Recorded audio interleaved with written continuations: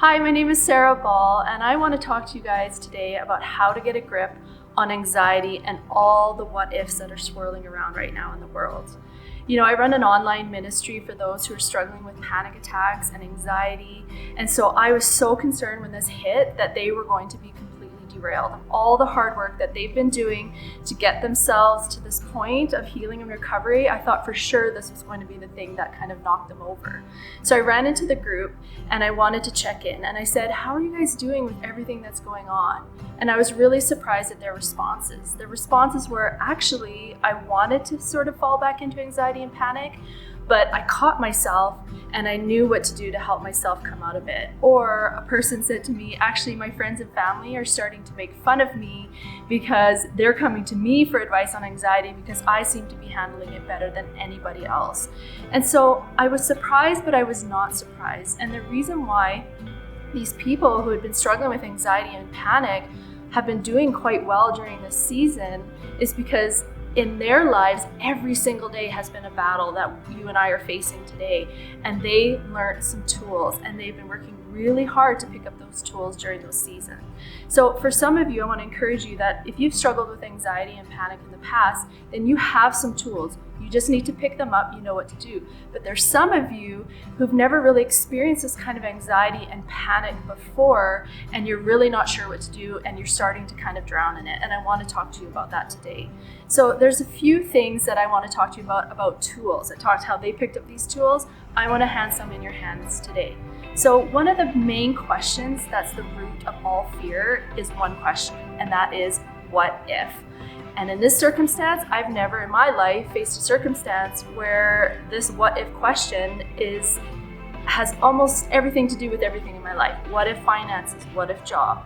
What if husband? What if children? What if my health? What if my parents? What if my mortgage? I mean, there's so many what if fears that could really drown us out in this time. So I want to share really quickly 3 tools that you can do. Number 1, the first tool is to take our thoughts captive. God says that we need to take our thoughts captive. He recognizes that we have a million what if thoughts and things coming into our head. And so how do we actually take them captive? Well, first of all, it's recognizing that it's fear, because so often fear becomes the way that we think and our processes and the way that we see the world. And when we step back to actually ask, is this fear? Or is this preparedness? Is this wisdom? Am I being wise? Am I just being cautious? Or am I stepping over into fear? So really important that we recognize it. And then when we see it for what it is, one of the things that I've taught many people to do that I had to do myself when I overcame anxiety was to say, oh, it's just fear. And so it's really important that when we're taking our thoughts captive, we actually need to recognize first what thoughts are the ones that shouldn't be there. The second most important thing right now in this season is rest. Rest is so incredibly important when we are going through a really stressful time. Rest is biblical. We have time to rest in God. We have time to rest with our families. We have time to rest as we Zoom online with our friends and connect again. And so this is a time to sort of rest from striving and rest from things that God has actually never called us to do in the first place. So it's a really great time for us to be able to just sit back and let go of a lot of things and just spend that time with the Lord. And the third and most important thing that helped me overcome severe anxiety and panic is in 1 John 4:18. And that is the idea that perfect love casts out fear, that there is no fear in love, for fear is a torment.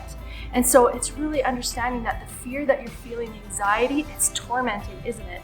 It's completely all-consuming. It's like me sitting down on a Friday night with a bag of salt and vinegar chips. I will just keep eating it till the bag's empty. And sometimes I need to wrap it up and hand it to the person next to me and say that you need to take this from me because I'm going to eat myself sick.